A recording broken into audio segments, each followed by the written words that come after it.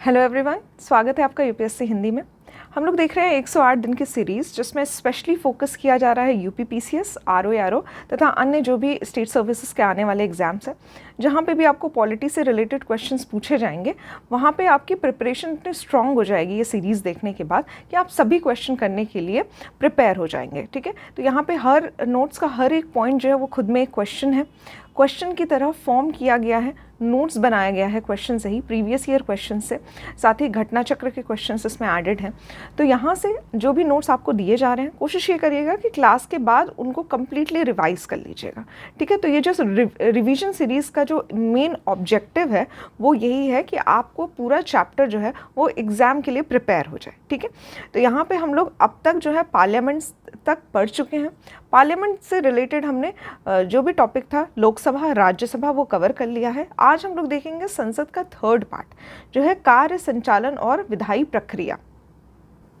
इस टॉपिक को स्टार्ट करने से पहले मैं आप लोगों को क्विक रिवीजन करवाती हूँ लोकसभा और राज्यसभा का, जो भी हमने लास्ट लेक्चर में पढ़ा था।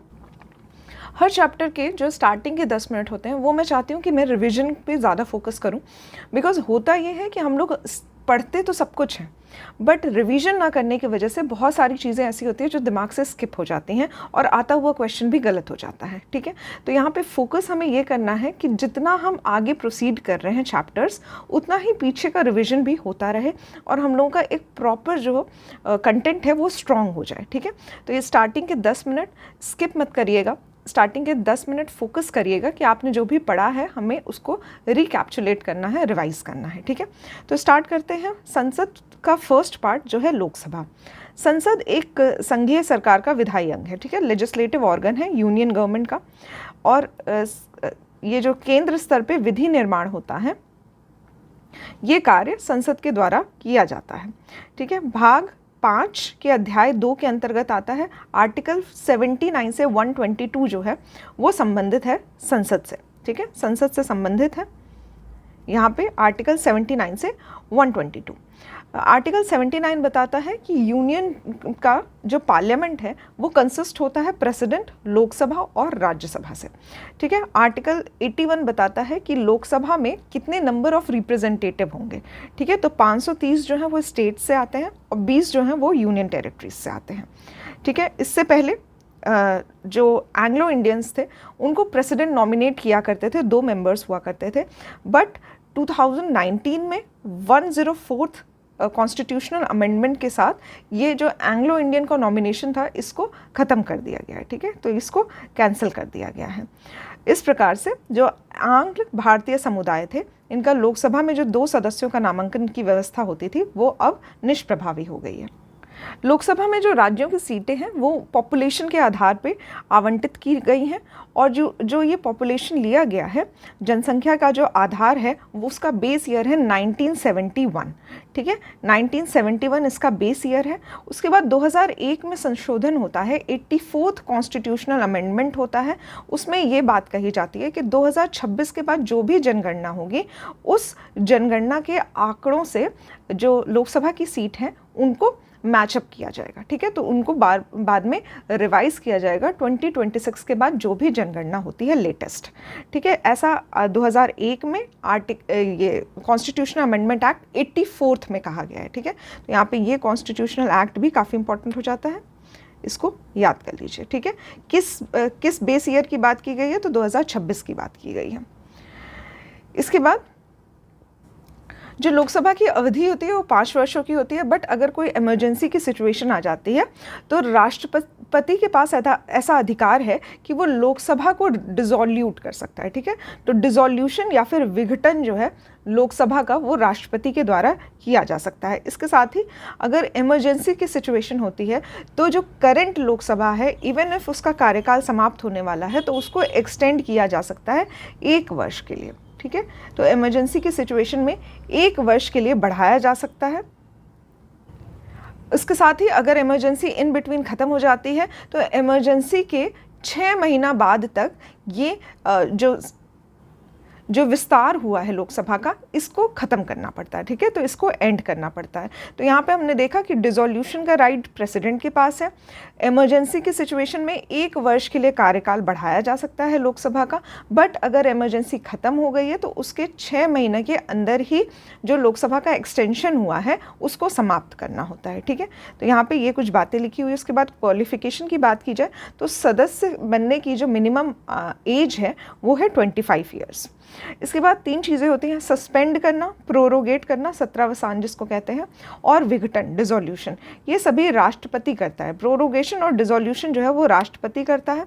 सस्पेंशन यानी कि स्थगन, ठीक है, ये लोकसभा का अध्यक्ष करता है, ठीक है। तो यहाँ पे ये बात ध्यान रखिएगा, सस्पेंशन या फिर स्थगन जो होता है वो लोकसभा स्पीकर के द्वारा किया जाता है, और प्रोरोगेशन, सत्रावसान और विघटन ये राष्ट्रपति के द्वारा किया जाता है। आर्टिकल 93 में लोकसभा के सभी सदस्यों द्वारा अध्यक्ष और उपाध्यक्ष, स्पीकर और डेप्यूटी स्पीकर के चुनाव से रिलेटेड कुछ बातें जो हैं, कुछ प्रावधान जो हैं वो लिखा हुआ है आर्टिकल 93 में, ठीक है। इसके बाद 94 आर्टिकल जो है उसमें रेजिग्नेशन के बारे में दिया हुआ है कि जैसे जो स्पीकर है वो रिज़ाइन करेगा तो डेप्यूटी स्पीकर को देगा, और उसके बाद वाइस वर्सा, मतलब डेप्यूटी स्पीकर जब रिज़ाइन करेगा तो स्पीकर को देगा, ठीक है। फिर यहाँ पे अगर कोरम की बात की जाए तो वो 1/10 होते हैं टोटल जितने मेंबर्स होते हैं उनका।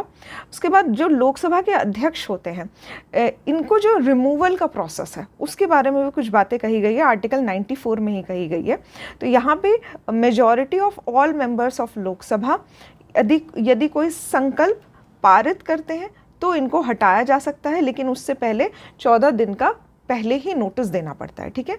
तो 14 डेज प्रायर नोटिस से उसके बाद एक संकल्प लाया जाता है जो कि बहुमत के द्वारा पारित किया जाता है। Majority of all members of Lok Sabha जो हैं वो इसको पारित करते हैं। इसके बाद लोकसभा स्पीकर को पद से हटाया जा सकता है। यदि आर्टिकल 96 में कुछ प्रावधान दिए गए हैं कि यदि कोई स्पीकर है जिसके अगेंस्ट ऐसा कुछ प्रावधान लाया गया है, रिमूवल का प्रोसेस लाया गया है, तो उस समय वो क्या क्या काम कर सकता है, उसकी ड्यूटी क्या क्या है। तो पहला तो वो प्रिसाइड नहीं कर सकता है, जो भी सेशन होगा उसका वो स्पीकर नहीं होगा, बिकॉज उस पर रिमूवल का प्रोसेस चल रहा है, ठीक है। तो वो पद से हटाए जाने का संकल्प जब पारित हो चुका होता है या विचाराधीन होता है तो उस टाइम वो सदन में उपस्थित होते हैं बट पीठासीन नहीं होते हैं, ठीक है। इसके बाद उन्हें राइट टू स्पीक मिलता है, प्रोसीडिंग्स में पार्ट भी लेते हैं, लेकिन अगर कोई ऐसी स्थिति आती है जिसमें टाई होता है तो वो वोट नहीं कर सकते हैं, ठीक है। तो अगर कोई टाई की स्थिति होती है, दोनों विपक्ष पार्टी और रूलिंग पार्टी का मत जो है वो एक बराबर हो जाता है, तो उस टाइम पे एक निर्णायक मत दिया जाता है स्पीकर के द्वारा। बट क्योंकि स्पीकर का पद जो है वो विचाराधीन चल रहा है, उसके अगेंस्ट एक रिजोल्यूशन पारित किया गया है, तो उस वक्त वो इस तरह का कोई भी वोट नहीं दे सकता। इसके बाद जो लोकसभा अध्यक्ष होता है वो वोटिंग कब करता है, तो वोटिंग वो ऐसी ही सिचुएशन में करता है जिसको निर्णायक मत कहा जाता है, कास्टिंग वोट कहा जाता है। यदि सत्ता पक्ष और विपक्ष दोनों के जो वोट हैं वो बराबर हो जाते हैं, टाई की स्थिति होती है, उस टाइम ही लोकसभा अध्यक्ष जो होता है वो अपना वोट देते हैं, ठीक है। तो ऐसा आर्टिकल 100 में कहा गया है। इसके बाद जो लोकसभा के जो सचिवालय होते हैं, सेक्रेटरीट होते हैं, ये सभी स्पीकर के अंतर्गत आते हैं। प्रोटेम स्पीकर के बारे में कुछ बातें कही गई है, जो नवनिर्वाचित लोकसभा सदस्य होते हैं, ठीक है। तो हर इलेक्शन के बाद कुछ लोकसभा सदस्य जो नवनिर्वाचित होते हैं, उनमें से जो सबसे वयस्क यानी कि एल्डेस्ट मेंबर होता है उसको प्रोटेम स्पीकर बनाया जाता है, और सभी को जो शपथ दिलाने का कार्य होता है वो प्रोटेम स्पीकर के द्वारा किया जाता है, ठीक है। और जो प्रोटेम स्पीकर हैं इनको जो शपथ दिलाता है वो होता है प्रेसिडेंट, ठीक है। तो प्रेसिडेंट ही प्रोटेम स्पीकर की नियुक्ति करते हैं और उनको शपथ दिलवाते हैं, और उसके बाद जो प्रोटेम स्पीकर होता है वो नवनिर्वाचित जो लोकसभा सदस्य आते हैं उनको शपथ दिलवाता है, ठीक है। इसके बाद आर्टिकल 85 के अनुसार लोकसभा की जो सत्र की बैठक होती है, अंतिम और आगामी सत्र की जो प्रथम बैठक होती है, इसके बीच में 6 माह का से अधिक अंतर नहीं होना चाहिए, ठीक है। इसके बाद आर्टिकल 100 का सब क्लॉज 3 जो है वो कोरम के बारे में बताता है, ये मैंने आपको ऑलरेडी बता दिया। कोरम जो होता है वह 1/4 भाग होता है टोटल मेंबर्स का। जो विपक्षी दल होते हैं इनकी मान्यता हेतु भी इतने ही सदस्यों की आवश्यकता पड़ती है, 1/10 of total members. Uttar Pradesh के लोकसभा सर्वाधिक प्रतिनिधि हैं यहाँ पे। लोकसभा में जो सर्वाधिक रिप्रेजेंटेशन है वो यूपी की है, 80 मेंबर्स आते हैं, और राज्यसभा में 31 मेंबर्स आते हैं। इसके बाद महाराष्ट्र की 48 सीट्स हैं, वेस्ट बंगाल की 42 सीट्स हैं।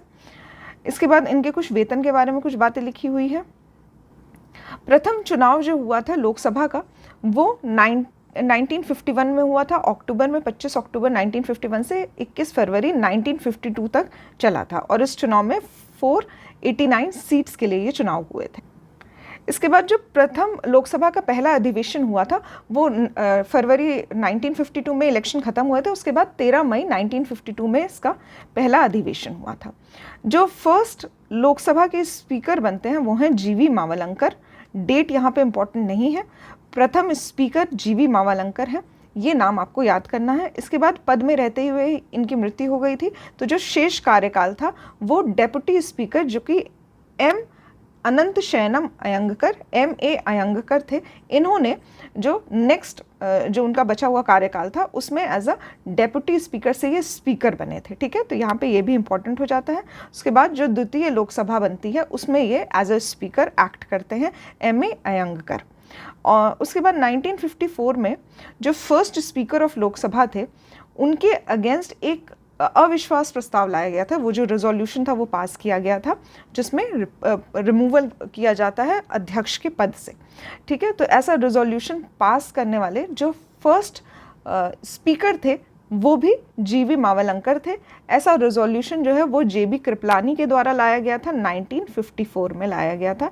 ये भी इम्पोर्टेंट पॉइंट हो जाता है और इस पे भी डायरेक्ट क्वेश्चन बनता है। लोकसभा की जो प्रथम महिला अध्यक्ष थी, महिला स्पीकर थी, वो थी मीरा कुमार, और इनका जो कार्यकाल था वो 2009 से 14 तक था। वर्तमान में ओम बिरला जो है वो स्पीकर हैं लोकसभा के। इसके बाद नेक्स्ट आता है संसद का सेकेंड पार्ट जो है राज्यसभा। ठीक है, इसको काउंसिल ऑफ स्टेट्स भी कहा जाता है। इसमें जो मैक्सिमम मेंबर्स हैं वो हैं 250। आर्टिकल 80 के अनुसार जो स्टेट्स हैं और यूनियन टेरिटरीज़ हैं इसमें डिवीज़न हो रखा है मेंबर्स का। स्टेट्स से 238 मेंबर्स आते हैं और यूनियन टेरिटरीज़ जिसमें 3 यूनियन टेरिटरीज़ आती हैं, जम्मू एंड कश्मीर, दिल्ली और पुदुचेरी। यहाँ से जो अन्य सदस्य हैं वो इसी 238 में अन्य सदस्य जो हैं वो यूनियन टेरिटरीज से लिए जाते हैं, और 12 सदस्य जो बचे हुए हैं ये नॉमिनेट किए जाते हैं प्रेसिडेंट के द्वारा। किन फील्ड्स में नॉमिनेशन होता है? Literature, science, art, social service, साहित्य, विज्ञान, कला और समाज सेवा, यहाँ पे लिखा हुआ है। ठीक है, इसके बाद इलेक्शन के प्रोसेस की बात की जाए तो यहाँ पे जो इलेक्शन होता है वो डायरेक्ट नहीं होता है। आम लोग जो हैं वो चुनाव में पार्ट नहीं लेते हैं। यहाँ पे राज्य की विधानसभा के निर्वाचित सदस्यों द्वारा इलेक्शन किया जाता है। ठीक है, तो इनडायरेक्ट इलेक्शन होते हैं। इलेक्शन का जो प्रोसेस है वो है प्रोपोर्शनल रिप्रेजेंटेशन, निर्वाचन अनुपातिक प्रतिनिधित्व पद्धति के अनुसार होता है और एकल संक्रमणीय मत के द्वारा होता है, single transferable voting system. Rajya Sabha एक परमानेंट हाउस है और इसके जो 1/3 सदस्य हैं वो प्रत्येक 2 वर्षों की समाप्ति में सेवानिवृत्त होते हैं। ठीक है, रिटायर हो जाते हैं। 1/3 जो मेंबर्स हैं वो हर 2 साल में रिटायर होते रहते हैं। और जो सदस्यों का कार्यकाल होता है, टोटल जो ड्यूरेशन होती है वो 6 वर्षों की होती है। क्वालिफिकेशन की बात की जाए तो मिनिमम एज 30 वर्ष रिक्वायर्ड है। जो इसका चेयरमैन होता है वो यहाँ पे सदस्य नहीं होता है। ठीक है, तो वाइस प्रेसिडेंट जो होता है वो चेयरमैन होता है राज्यसभा का, और वो यहाँ का सदस्य नहीं होता है। वाइस प्रेसिडेंट का अलग से पोस्ट होती है, अलग से चुनाव प्रक्रिया है, वो बस एज अ चेयरमैन जो है वो यहाँ पे एक्ट करता है। इसके साथ हमने कुछ और बातें देखी थी राष्ट्रपति और उपराष्ट्रपति के बारे में। यदि पद जो है राष्ट्रपति का वो वेकेंट हो जाता है तो उस टाइम पे उपराष्ट्रपति एज अ राष्ट्रपति एक्ट करते हैं, और उस टाइम पे उनका जो वेतन है और भत्ता है वो भी एज अ प्रेसिडेंट ही माना जाता है। इसके बाद जो रेजिग्नेशन है तो वो डेप्यूटी चेयरमैन को देगा, और चेयरमैन जो है वो जो कि वाइस प्रेसिडेंट है, वो अपना रेजिग्नेशन किसको देता है, ये आप कमेंट बॉक्स में लिख सकते हैं, ठीक है। तो यहाँ पे मैंने आपको बताया डेप्यूटी चेयरमैन जो होता है वो अपना रेजिग्नेशन देता है चेयरमैन को राज्यसभा का, ठीक है। आपको बताना है कि वाइस प्रेसिडेंट जो कि चेयरमैन ऑफ राज्यसभा है अपना रेजिग्नेशन किसको देता है।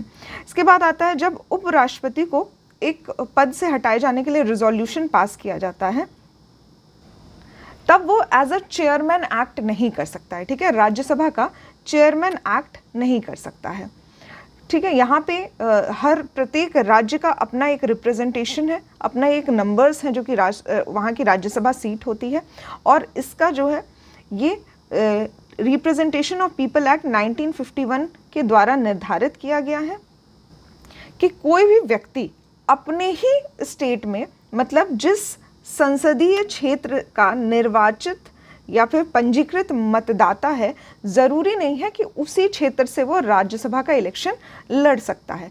राज्यसभा का इलेक्शन वो किसी और जगह से भी लड़ सकता है जहां का वो संसदीय क्षेत्र का पंजीकृत मतदाता ना हो, तब भी वो वहां से चुनाव जो है वो लड़ सकता है। ऐसा वर्ष 2003 में रिप्रेजेंटेशन ऑफ पीपल एक्ट 1951 के द्वारा कहा गया है। नेक्स्ट है आर्टिकल 312, जिसके तहत ऑल इंडिया सर्विसेज में राज्यसभा जो है वो उसका नई सर्विसेज का सृजन कर सकता है, ऐसा आर्टिकल 312 में कहा गया है। इसके बाद ये जो है स्पेशल पावर है राज्यसभा की। एक और स्पेशल पावर है आर्टिकल 249 में, अभी हम लोग देखते हैं। यहाँ पे अगर हम लोग देखें तो भारत के जो यूनियन टेरिटरीज़ हैं उसमें मात्र 3 यूनियन टेरिटरीज़ का रिप्रेजेंटेशन राज्यसभा में दिखता है, दिल्ली, पुदुचेरी और जम्मू एंड कश्मीर, ठीक है। सीटों का जो आवंटन किया गया है राज्यों और क्षेत्र संघ राज्य क्षेत्रों का, वो 4th शेड्यूल में मेंशन है। ये भी काफ़ी इंपॉर्टेंट है। 4th शेड्यूल जो है वो राज्यसभा से रिलेटेड है, सीट्स के एलोकेशन से रिलेटेड है। इसके बाद आता है इंपॉर्टेंट है आर्टिकल 249, ठीक है। यदि कोई सब्जेक्ट है जो कि स्टेट लिस्ट का सब्जेक्ट है, तो स्टेट लिस्ट का जो सब्जेक्ट होता है उस पर जो राइट होता है लॉ बनाने का वो स्टेट का होता है। बट अगर कोई ऐसी सिचुएशन होती है जिसमें स्टेट लिस्ट में के किसी सब्जेक्ट का कोई लॉ बनाना हो, तो वो राज्यसभा द्वारा भी बनाया जा सकता है अगर वो राष्ट्रीय हित में है, ठीक है। इसके लिए राज्यसभा के जितने भी लोग उपस्थित हैं मत द्वारा 2/3 बहुमत से अगर कोई संकल्प पारित करते हैं तो स्टेट लिस्ट के सब्जेक्ट पे लॉ बनाया जा सकता है राज्यसभा में। ऐसा आर्टिकल 249 के तहत होता है, ठीक है। तो आर्टिकल 249 काफ़ी इंपॉर्टेंट हो जाता है, ठीक है। परंतु ये जो प्रस्ताव होता है ये 1 वर्ष से अधिक समय तक अस्तित्व में नहीं रहता है, ठीक है। तो ये जो प्रस्ताव है ये सिर्फ 1 वर्ष के लिए ही वैलिड है। इसके बाद आता है आर्टिकल 250। इसके अनुसार अगर इमरजेंसी की सिचुएशन है उस टाइम पे भी जो स्टेट लिस्ट के मैटर्स हैं उसमें सेंट्रल जो है सेंट्रल लेजिस्लेटिव बॉडीज़, लोकसभा या राज्यसभा, लॉज बना सकते हैं और आपातकाल के समाप्ति के बाद, इमरजेंसी की समाप्ति के बाद ये 6 मंथ तक ही वैलिड रहते हैं, ठीक है। तो यहाँ पे ये भी आर्टिकल 250 भी काफ़ी इंपॉर्टेंट हो जाता है। इसके बाद आता है आर्टिकल 252, जिसमें 2 या 2 से अधिक राज्य के जो विधानमंडल है वो एक प्रस्ताव पारित करते हैं और संसद से अनुरोध करते हैं कि आप राज्य सूची के विषय पे कोई कानून बना दीजिए, ठीक है। तो यहाँ पे अनुरोध के द्वारा आर्टिकल 252 में भी स्टेट लिस्ट के किसी सब्जेक्ट पे लॉ जो है वो राज्यसभा के द्वारा बनाया जा सकता है। इसके बाद आता है आर्टिकल 259, जिसमें कुछ इंटरनेशनल कॉन्फ्रेंस या इंटरनेशनल अग्रीमेंट होता है, उस बेसिस पे भी अगर कोई संधि लागू करनी है उस बेसिस पे भी किसी भी विषय पे कानून बनाने का अधिकार जो है वो संसद के पास निहित है, ठीक है। तो यहाँ पे आर्टिकल 259 तक 253 तक हमने देख लिया है यहाँ पे। इसके बाद हम लोग संसद का पार्ट 3 कार्य संचालन और विधायी प्रक्रिया के बारे में पढ़ेंगे। आज का टॉपिक हम लोग स्टार्ट करते हैं, ठीक है। संसद जो है वो उच्चतम विधायी संस्था है, ठीक है। संसद जो है वो लॉज बनाती है, बिल्स और एक्ट्स पास होते हैं और लॉज बनते हैं, तो इसीलिए सुप्रीम लेजिस्लेटिव बॉडी जो है वो है पार्लियामेंट ऑफ इंडिया। संविधान के संशोधन का अधिकार भी संसद को प्राप्त है, तो यहाँ पे संविधान में जितने भी संशोधन किए जा सकते हैं संसद को ही इसकी पावर दी गई है। भारतीय संविधान के अनुच्छेद 368 के अंतर्गत संसद संविधान के किसी भी भाग में संशोधन कर सकती है। संसद के दो सत्र होते हैं, इसके बीच में जो मैक्सिमम अंतराल होता है वो 6 महीनों का हो सकता है। लोकसभा के अध्यक्ष, उपाध्यक्ष, स्पीकर, डेप्यूटी स्पीकर, महासचिव, राज्यसभा के सभापति, चेयरमैन ऑफ राज्यसभा या फिर डेप्यूटी चेयरमैन, ये सभी संसद के अधिकारी कहलाते हैं। कोई भी संसद सदस्य जब 60 दिन तक संसद को बिना सूचित किए अनुपस्थित रहते हैं, ठीक है, तो मैक्सिमम जो डेज हैं 60 ईयर्स तक यदि कोई संसद में एब्सेंट रहता है तो उसकी सदस्यता जो होती है वो अपने आप ही समाप्त हो जाती है। फिर आर्टिकल 105 हम लोग पहले भी देख चुके हैं, फिर से बता रही हूँ आपको। भारतीय संविधान का अनुच्छेद 105 जो है वो संसद के सदस्यों के विशेषाधिकार तथा उन्मुक्तियों, इम्यूनिटीज़ कहा जाता है इसको निर्धारित करता है, ठीक है। तो प्रिविलेज और इम्यूनिटीज़ जो है वो आर्टिकल 105 में दी हुई है। इसके बाद आता है आर्टिकल 253। अभी हमने इसको रिवीजन में देखा है कि यदि कोई अंतर्राष्ट्रीय संधि होती है तो उसके लिए संपूर्ण भारत के किसी भी भाग में लागू करने के लिए संसद जो है राज्य सूची के विषयों पर कोई भी कानून बना सकती है, ठीक है। इसमें राज्य की सहमति होनी चाहिए, ठीक है। तो ये आर्टिकल 253 में लिखा हुआ है। इंटरनेशनल कॉन्फ्रेंसेस या कमिटीज़ या फिर अग्रीमेंट के लिए किसी भी स्टेट लिस्ट या फिर सेंट्रल लिस्ट के जो सब्जेक्ट्स हैं उसके लिए लॉज बनाने का अधिकार भी पार्लियामेंट के पास है। अंतर्राष्ट्रीय समझौते को प्रभावी बनाने के लिए संसद राज्य सूची के विषयों पर भी कानून बना सकती है। अभी मैंने आपको यही बात बताई। संसद का जो अध्यक्ष होता है किसी सदस्य को बोलने से रोककर अन्य को बोलने के लिए कह सकता है, ठीक है। तो अगर कोई व्यक्ति जो है वो एक टाइम पे बोल रहा है तो स्पीकर के पास राइट है कि उसको वो चुप करवा के किसी और व्यक्ति से कह सकता है कि अब आप बोलना शुरू करिए। इसको कहते हैं यील्डिंग द फ्लोर, ठीक है। बैठ जाने को, इस पर्टिकुलर व्यक्ति जो फर्स्ट पर्सन है जो कि बोल रहा था उसके बैठ जाने को यील्डिंग द फ्लोर कहा जाता है। हो सकता है इस पे क्वेश्चन पूछा गया हो, इसलिए ये पॉइंट यहाँ पे लिखा हुआ है, ठीक है। तो बस जानकारी के लिए आप लोग जान सकते हैं। सदन के किसी सदस्य द्वारा वह जिस दल से चुनकर आया है, ठीक है, उसका त्याग करके दूसरे दल में शामिल होना, इसको पक्ष त्याग कहते हैं, ठीक है। तो ये जो है वो क्रॉसिंग द फ्लोर कहलाता है, ठीक है। पक्ष त्याग करना, क्रॉसिंग द फ्लोर। इसके बाद आता है शून्यकाल, जिसको 0R कहते हैं, काफ़ी इंपॉर्टेंट है। ये भारत की संसदीय व्यवस्था की ही देन है। ये इसका जो ओरिजिन है वो इंडिया में हुआ है, इस कंसेप्ट का 0R का, जो कि 1962 में इसका ओरिजिन है, ठीक है। ये 1 घंटे का सेशन होता है जिसमें लोकसभा में इसका जो समय प्रश्नकाल के बाद माना जाता है, ठीक है। तो दोपहर 12 बजे से 1 बजे तक 0R होता है। इसमें जो इस इम्पॉर्टेंट जो नेशनल इम्पोर्टेंस के जो भी मैटर्स होते हैं उसके लिए क्वेश्चन पूछे जा सकते हैं। इसके लिए किसी भी प्रकार का कोई पहले से नोटिस नहीं देना रहता है। कोई भी मैटर होता है जो कि करेंटली नेशनल इम्पोर्टेंस का होता है उसको डिस्कस करने के लिए 0R का यूज़ किया जाता है।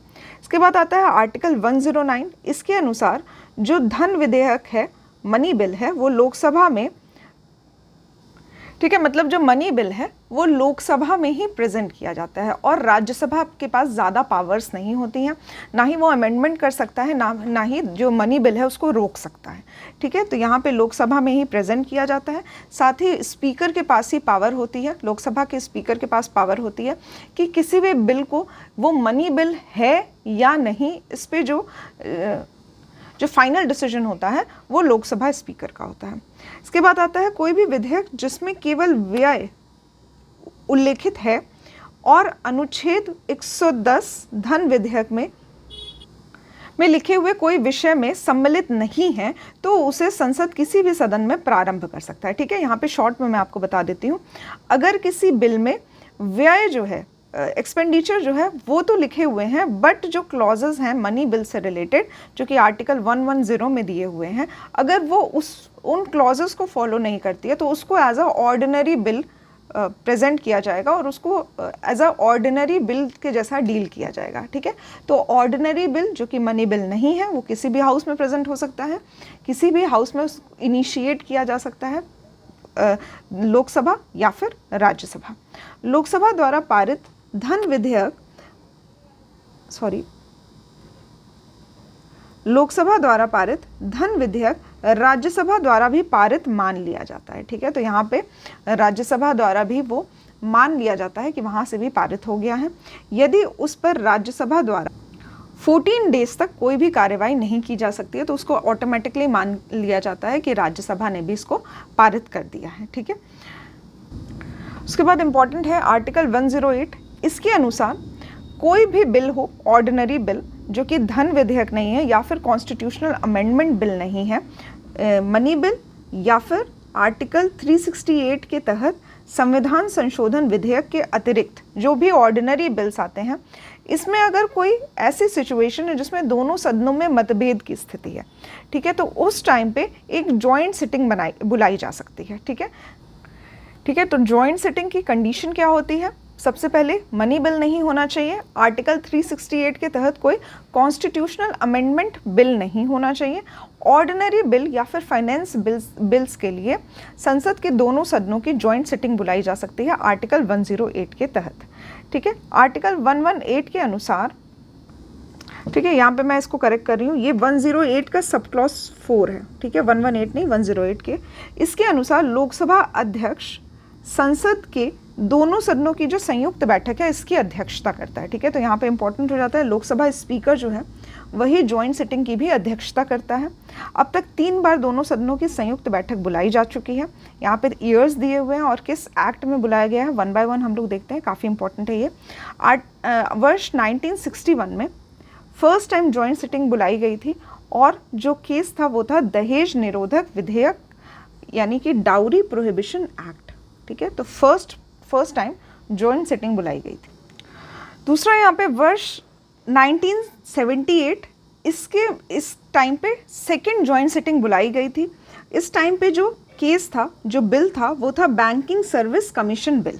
ठीक है, तो बैंक सेवा आयोग निरसन विधेयक, बैंकिंग सर्विसेज कमीशन बिल, इसमें सेकेंड जॉइंट सिटिंग बुलाई गई थी। उसके बाद 2002 में तृतीय बार थर्ड टाइम जॉइंट सिटिंग बुलाई गई थी जो कि प्रिवेंशन ऑफ टेररिज्म बिल था। ठीक है, तो पोटा का बिल था, इसके लिए थर्ड टाइम जॉइंट सिटिंग बुलाई गई थी। ये तीनों ही केसेस काफ़ी इंपॉर्टेंट है, ये तीनों ही बिल, तीनों के ईयर्स काफ़ी इंपॉर्टेंट है। इन तीनों टाइम पे जॉइंट सिटिंग बुलाई गई थी और अब तक 3 बार ही जॉइंट सिटिंग बुलाई गई है। यहाँ पे मैं एक और चीज़ कंफर्म करूँगी, अभी मैंने जस्ट देखा है तो यहाँ पे ये आर्टिकल सही लिखा था, 108 नहीं 118 का सब क्लॉज 4 जो है, इसके अनुसार लोकसभा का जो स्पीकर है वो दोनों सदनों की संयुक्त बैठक की अध्यक्षता करता है। ठीक है, तो यहाँ पे ये काफ़ी इंपॉर्टेंट हो जाता है क्योंकि 108 जो है उसमें जॉइंट सिटिंग के बारे में दिया हुआ है। ठीक है, कि जॉइंट सिटिंग बुलाई जा सकती है, किस मैटर्स पे बुलाई जा सकती है, कोई भी ऑर्डिनरी बिल या फिर फाइनेंस बिल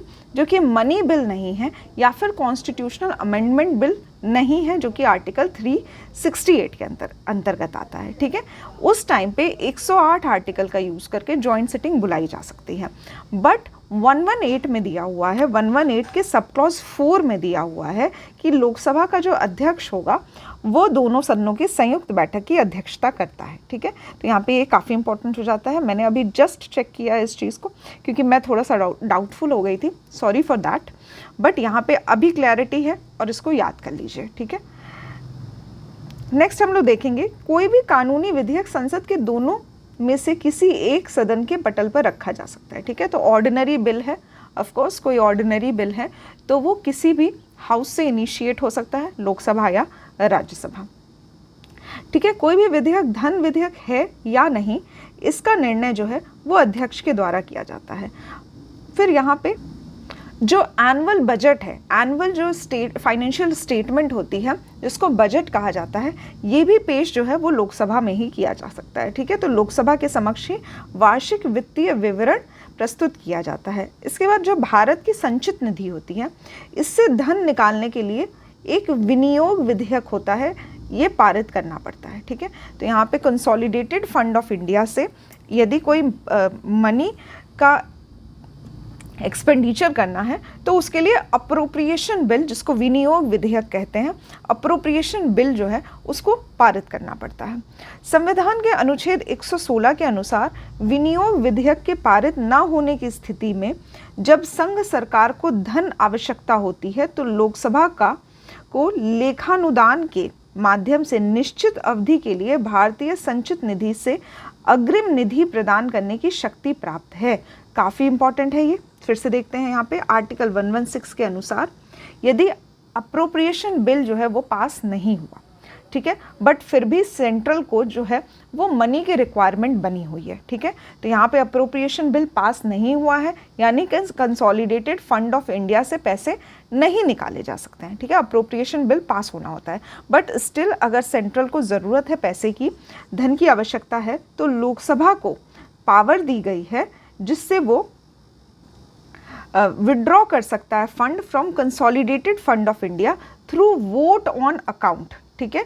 तो यहाँ पे लेखानुदान, ठीक है, लेखानुदान के माध्यम से निश्चित अवधि के लिए भारतीय संचित निधि से अग्रिम निधि जो है वो प्रदान करने की शक्ति प्राप्त है लोकसभा को, ठीक है। तो यहाँ पे वोट और अकाउंट्स भी काफ़ी इंपॉर्टेंट हो जाता है। यदि अप्रोप्रिएशन बिल पास नहीं होता है, फिर भी लोकसभा को पावर है कि वो कंसोलिडेटेड फंड ऑफ इंडिया से मनी विड्रॉ कर सकती है वोट ऑन अकाउंट के ज़रिए, ठीक है, यदि संघ सरकार को धन की आवश्यकता होती है उस सिचुएशन में। भारतीय संसद का सचिवालय सरकार से स्वतंत्र होता है। भारतीय संसद की संसदीय समितियां के माध्यम से प्रशासन पर नियंत्रण करती है, ठीक है। तो जो पार्लियामेंट्री कमिटीज़ हैं, संसदीय समितियां हैं, इनके बारे में अब हम लोग डिटेल में देखेंगे। स्टार्ट करते हैं नेक्स्ट टॉपिक, संसदीय समितियां, जिसको पार्लियामेंट्री कमिटीज़ कहते हैं। संसद जो है वो विभिन्न समितियों के माध्यम से अपने कर्तव्यों का निर्वहन करती है। ये समितियां संसद द्वारा नियुक्त अथवा निर्वाचित की जाती हैं, ठीक है, ध्यान दीजिएगा यहाँ पे, नॉमिनेट या फिर इलेक्ट की जाती है, या अध्यक्ष सभापति द्वारा नाम निर्देशित किया जाता है, ठीक है। ये अध्यक्ष सभापति के निर्देशानुसार कार्य करती है तथा अपना प्रतिवेदन, ठीक है, जो अपना रिपोर्ट होता है वो सदन को या लोकसभा अध्यक्ष सभापति को सौंपती है, ठीक है। तो यहाँ पे ये भी काफ़ी इंपॉर्टेंट हो जाता है। जो कमिटीज़ बनाई जाती हैं ये एक रिपोर्ट प्रेजेंट करती हैं। रिपोर्ट ये प्रेजेंट कर सकती हैं स्पीकर को या फिर चेयरमैन को। संसदीय समितियाँ जो हैं वो मुख्यतः दो भाग में विभाजित की जाती हैं। दो टाइप की पार्लियामेंट्री कमिटीज़ होती हैं। पहला स्टैंडिंग कमेटी, जिसको स्थायी समितियाँ कहते हैं, और दूसरा होता है एडहॉक कमिटीज, तदर्थ समितियां कहते हैं इसको, ठीक है, एडहॉक कमिटीज। तो एक तो स्टैंडिंग कमिटीज होती हैं और दूसरी होती हैं एडहॉक कमिटीज। स्थायी समितियां जो होती हैं, स्टैंडिंग कमिटीज जो होती है वो परमानेंट नेचर की होती है, स्थायी प्रकृति की होती है, जो निरंतरता के आधार पर कार्य करती हैं, ठीक है। तो स्टैंडिंग कमिटीज जो होती हैं वो ऑल टाइम, जो पार्लियामेंट्री कमिटीज़ होती है ये ऑल टाइम इस्टेब्लिश रहती है और हमेशा जो भी रिपोर्ट आते हैं, एवरी ईयर जो है रिपोर्ट्स आते हैं उनको, इसका जो गठन होता है हर साल होता है, प्रत्येक वर्ष होता है, और हर साल जो है ये पीरियोडिकली जो है समय समय पे अपनी रिपोर्ट जारी करती हैं। पर एडहॉक कमिटीज़ जो होती हैं वो इस तरह की नहीं होती हैं, वो परमानेंट या स्टैंडिंग कमिटीज़ नहीं होती हैं। ज़रूरी नहीं है कि हर साल ही इनका गठन किया जाए या फिर हर साल ये रिपोर्ट प्रेजेंट करें। जो एडहॉक समिति होती है ये टेम्पररी नेचर की होती है, अस्थायी होती है, जिसका उद्देश्य होता है, ठीक है, उसका एक पर्टिकुलर एक उद्देश्य होता है। किसी टाइम पे यदि नीड होती है पार्लियामेंट को तो एक एडहॉक कमेटी बना दी जाती है, ठीक है, और जब उसका उद्देश्य ख़त्म हो जाता है, रिपोर्ट प्रेजेंट कर दी जाती है, उस टाइम पे जो एडहॉक कमेटी है उसका वर्किंग जो होता है वो समाप्त हो जाता है, ठीक है। तो ये एक परमानेंट कमेटी नहीं है, ये एक टेम्पररी कमेटी है। नीड होती है तो कमेटी बनाई जाती है, उसके बाद जैसे ही नीड खत्म हो जाती है तो कमेटी का कार्य खत्म हो जाता है, वो अपनी रिपोर्ट प्रेजेंट करती है, उसके बाद ये कमेटी जो होती है वो एंड हो जाती है, ठीक है। तो कोई भी ऐसी सिचुएशन आती है पार्लियामेंट के सामने जिसमें एक प्रॉपर रिपोर्ट बनाने की ज़रूरत होती है। जैसे अभी करेंट सिचुएशन में मैं आपको बताती हूँ, जो वन नेशन वन इलेक्शन की एक पॉलिसी सरकार लाने वाली थी, इसके लिए रामनाथ कोविंद जो हमारे फॉर्मर प्रेसिडेंट हैं, इनके अंतर्गत एक कमेटी बनाई गई थी, ठीक है। तो ये कमेटी का गठन किया गया था एक पर्टिकुलर टॉपिक पे स्टडी करने के लिए, वन नेशन वन इलेक्शन, ठीक है। तो इन्होंने अपनी एक रिपोर्ट प्रेजेंट की। अब ये जो रिपोर्ट प्रेजेंट हुई है, जब इसकी रिपोर्ट प्रेजेंट हो जाती है या फिर उसमें आगे फॉरवर्ड कर दिया जाता है प्रेसिडेंट को, उस टाइम पे कमेटी का कार्य वहीं पे समाप्त हो जाता है, ठीक है। तो इस तरह की जो कमेटी है ये टेम्पररी है, इसको एडहॉक कमेटी कहेंगे। वहीं अगर स्थायी कमेटी की बात की जाए, परमानेंट कमेटीज़, तो उसके जो एग्जाम्पल्स होते हैं वो होते हैं financial committee, departmental standing committee जिसको विभागीय स्थायी समिति कहते हैं, जांच समिति इंक्वायरी समिति होती है, फिर उसके बाद परीक्षण एवं नियंत्रण के लिए गठित समिति, ठीक है, जिसको committee to scrutinise and control कहा जाता है। उसके बाद सदन के दैनिक कार्यों से संबंधित समिति, डे टू डे बिजनेस से संबंधित जो समिति होती है उसको कहा जाता है सदन समिति अथवा सेवा समिति। हाउसकीपिंग या फिर सर्विस कमिटी जो होती है वो भी स्टैंडिंग कमिटी में आती है। नेक्स्ट है कमिटी ऑफ SC/ST वेलफेयर, अनुसूचित जातियों और अनुसूचित जनजातियों के कल्याण समिति को भी स्टैंडिंग कमेटी के अंतर्गत ही लाया जाता है। वित्त समितियों की बात की जाए, अगर फाइनेंशियल कमिटीज़ की बात की जाए तो इसके अंतर्गत 3 इम्पॉर्टेंट कमिटीज़ आती हैं। ध्यान से देखिएगा क्योंकि जो मेन इम्पॉर्टेंट क्वेश्चंस होते हैं वो ज़्यादातर इन्हीं फाइनेंशियल कमिटीज़ पे बेस्ड पूछे जाते हैं। सबसे पहला है लोक लेखा समिति, जिसको पब्लिक अकाउंट्स कमेटी कहते हैं। दूसरा है प्राक्कलन समिति, जिसको एस्टिमेट्स कमेटी कहते हैं। थर्ड है सार्वजनिक उपक्रम समिति, जिसको पब्लिक अंडरटेकिंग्स कमेटी कहा जाता है। तो यहाँ पे 1 बाय 1 हम लोग देखेंगे। पब्लिक अकाउंट्स कमेटी क्या होती है, एस्टिमेट्स कमेटी क्या होती है, पब्लिक अंडरटेकिंग्स कमेटी क्या होती है, ठीक है। सदन विशेष की स्थायी समितियों अथवा प्राक्कलन समिति को छोड़कर संसद के दोनों सदनों के सदस्य से मिलकर बनने वाली सभी स्थायी समितियों में लोकसभा एवं राज्यसभा के सदस्यों का जो अनुपात होता है वो 2:1 होता है, ठीक है। तो यहाँ पे जो कमिटीज़ बनाई जा रही हैं, पब्लिक अकाउंट्स कमेटी या फिर public undertakings committee, estimates committee को छोड़ के, ये इन सभी में इक्वल रिप्रेजेंटेशन नहीं, 2:1 का रिप्रेजेंटेशन होता है, जिसमें 2 मेंबर्स यदि लोकसभा के हैं तो 1 मेंबर राज्यसभा का होगा, ठीक है। इस तरह की सदस्यता जो है वो विभाजित की गई है, ठीक है। इसमें से कुछ कमिटीज़ ऐसी होती हैं जिनके लिए प्रॉपर इलेक्शन प्रोसीड करवाया जाता है, इलेक्शन के थ्रू इसके मेंबर्स जो होते हैं वो इलेक्ट करवाए जाते हैं। और कुछ कमिटीज़ ऐसी भी होती हैं जिनके स्पीकर के द्वारा नॉमिनेट किए जाते हैं जिनके मेंबर्स, ठीक है। तो यहाँ पे जो लोक लेखा समिति है, जिसको PAC अभी मैंने कहा आपसे, पब्लिक अकाउंट्स कमेटी, यहाँ पे पब्लिक अकाउंट्स कमेटी जो है ये, इसके जो मेंबर्स होते हैं, लोक लेखा समिति के मेंबर्स, सार्वजनिक उपक्रम समिति, पब्लिक अंडरटेकिंग्स कमेटी के जो मेंबर्स होते हैं, साथ ही लाभ की पद की पर समिति यदि बनती है, या फिर अनुसूचित जातियों या अनुसूचित जनजातियों के वेलफेयर की जो समिति बनती है, इसके जो मेंबर्स होते हैं वो इलेक्ट किए जाते हैं, ठीक है, इलेक्ट किए जाते हैं, इलेक्शन होता है, उससे जो कमेटी के मेंबर्स हैं उनकी नियुक्ति की जाती है। और जो अन्य संयुक्त समितियां हैं, इसके सदस्य जो होते हैं वो सभापति या लोकसभा अध्यक्ष के द्वारा नामित किए जाते हैं। नेक्स्ट अब हम लोग देखेंगे PAC के बारे में। तो पब्लिक अकाउंट्स कमेटी के बारे में देखते हैं। लोक लेखा समिति कहा जाता है इसको हिंदी में, और इसमें 22 सदस्य होते हैं। 22 सदस्य में से जो 15 होते हैं वो लोकसभा से होते हैं और 7 सदस्य जो होते हैं वो राज्यसभा से होते हैं। इनका कार्य क्या होता है, तो यह समिति जो है वो भारत सरकार के विनियोग लेखा और उन पर नियंत्रक तथा महालेखा परीक्षक के प्रतिवेदन की जांच करती है, ठीक है। तो एक्सपेंडिचर रिपोर्ट और कैग की जो रिपोर्ट प्रेजेंट की जाती है, कैग के बारे में अभी हमने डिटेल में पढ़ा है लास्ट लेक्चर में। आई होप आपको कैग की जो ड्यूटीज़ है उसके बारे में इंफॉर्मेशन है यहाँ पे। तो कैग जो है वो एक रिपोर्ट प्रेजेंट करता है प्रेसिडेंट के, उस रिपोर्ट का ऑडिट करती है, साथ ही जो एक्सपेंडिचर की रिपोर्ट होती है उसकी ऑडिटिंग के लिए PAC का गठन किया जाता है, पब्लिक अकाउंट्स कमेटी का गठन किया जाता है।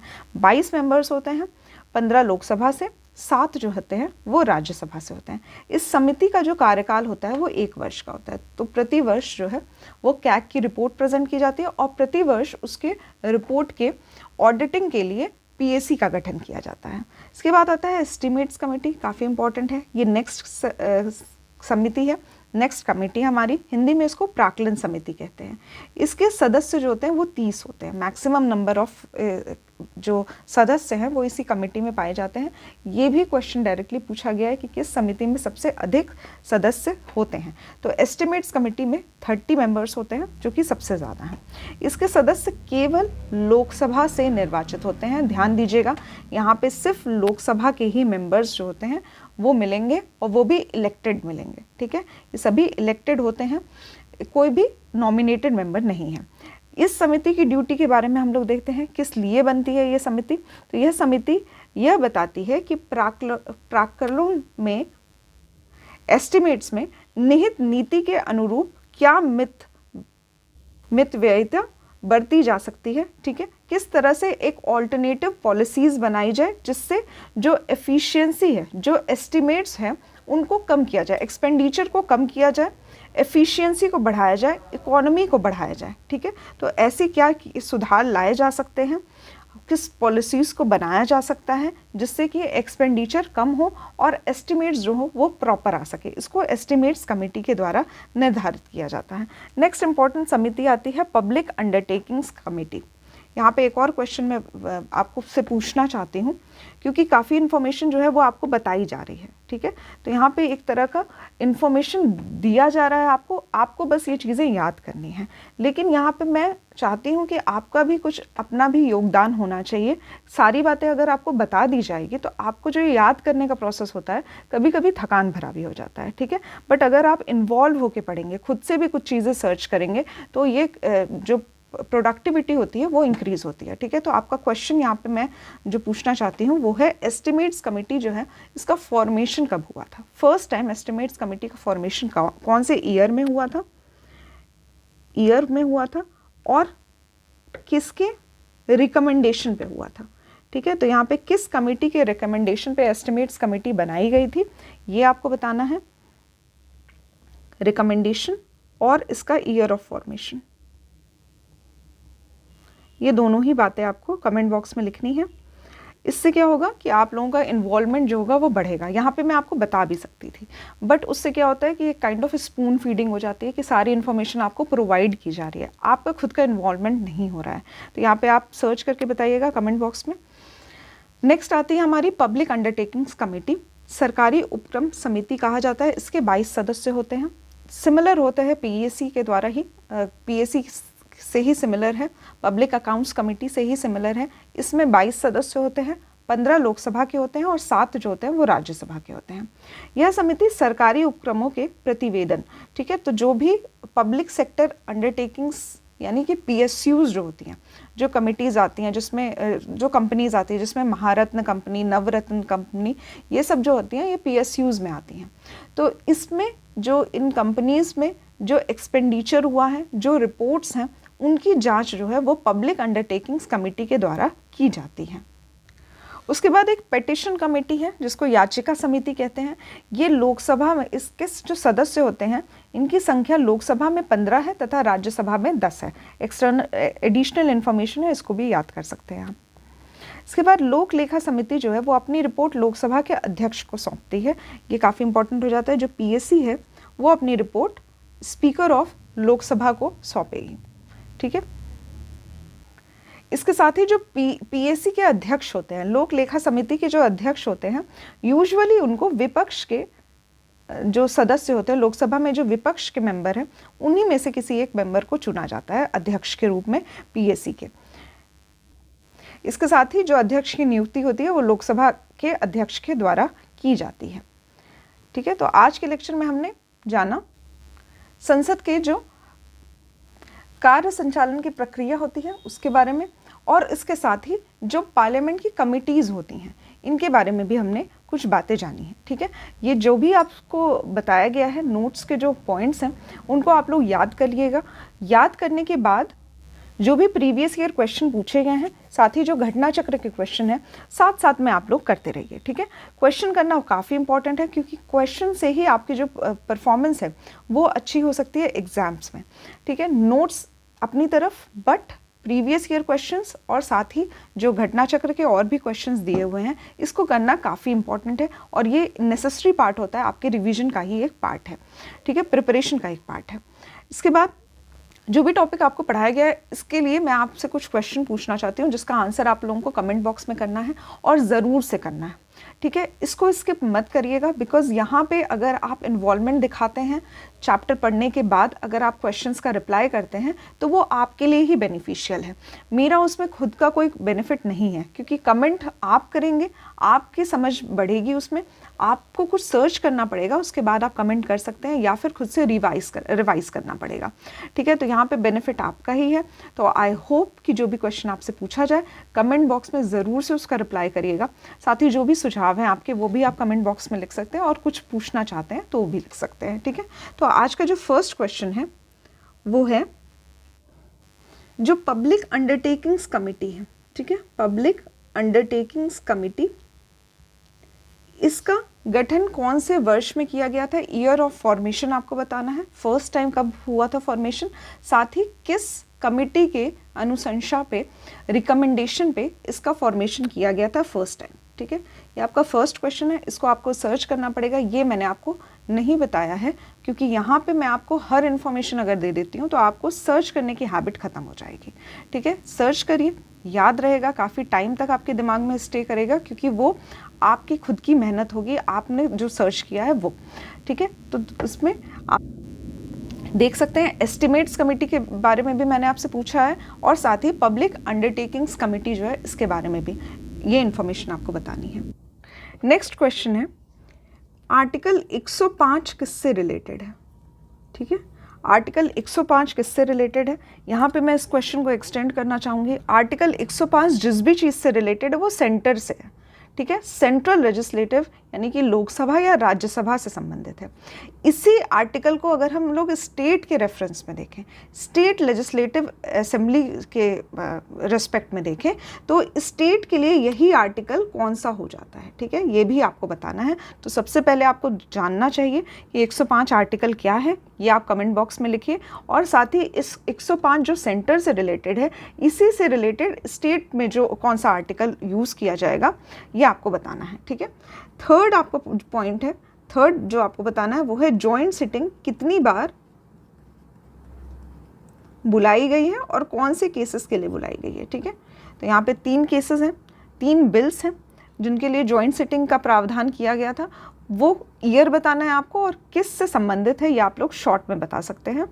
यहाँ पे एंड होता है आप लोगों का पार्लियामेंट्री कमिटीज़, और साथ ही जो पार्लियामेंट से रिलेटेड कुछ जो इम्पोर्टेंट पॉइंट्स थे वो हमने देख लिए।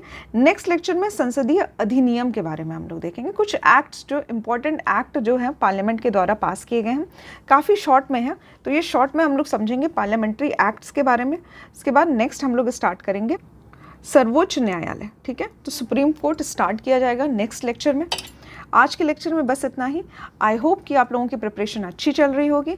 आई होप कि नोट्स पढ़ने के बाद आप लोग क्वेश्चन ज़रूर से सॉल्व कर रहे होंगे। अगर नहीं कर रहे हैं तो please I request you, notes पढ़ने के बाद क्वेश्चन ज़रूर सॉल्व करिए। ठीक है, रिवीजन जो है वो तब तक ही साथ देता है जब तक आपकी प्रिपरेशन जो है वो क्वेश्चन से रिलेटेड जो है वो स्ट्रॉन्ग होती है। ठीक है, तो PYQs आपको सॉल्व करने हैं, घटना चक्र की बुक में जो भी क्वेश्चन दिए हुए हैं वो सॉल्व करने हैं। घटना चक्र की बुक अवेलेबल है, मार्केट से आप लोग ले सकते हैं, या फिर अगर आप लोग चाहें तो इसका एक काइंड ऑफ PDF भी होता है, वो आपको मिल जाता है कहीं भी। ठीक है, तो आप वो डाउनलोड कर लीजिए, क्वेश्चन ज़रूर से सॉल्व करिए, क्वेश्चन स्किप नहीं करना है, प्रीवियस ईयर ज़रूर से सॉल्व करना है, और जो भी आपका सोर्स हो जहाँ से भी आप पॉलिटी के क्वेश्चन आपको मिल रहे हो वहाँ से आप लोग सॉल्व कर सकते हैं। ठीक है, आज के लेक्चर में बस इतना ही। आई होप आपको लेक्चर पसंद आया होगा। जो भी आपके सुझाव हैं वो कमेंट बॉक्स में लिख सकते हैं। लेक्चर पसंद आया हो तो लाइक कर सकते हैं, साथ ही अपने फ्रेंड्स के साथ शेयर कर सकते हैं। तो आज के लेक्चर में बस इतना ही। Thank you for watching the lecture. Thank you.